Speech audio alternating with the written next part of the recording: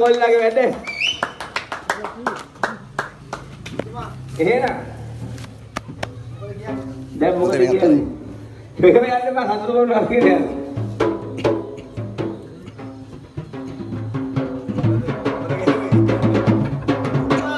එහෙනම් මේකට ගන්න පුළුවන් නේද? ඈ?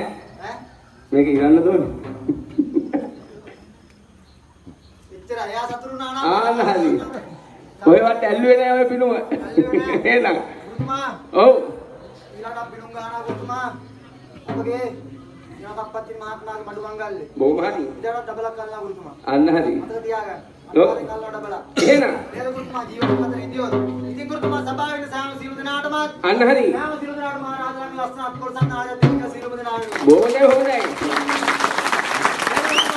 ඔව්.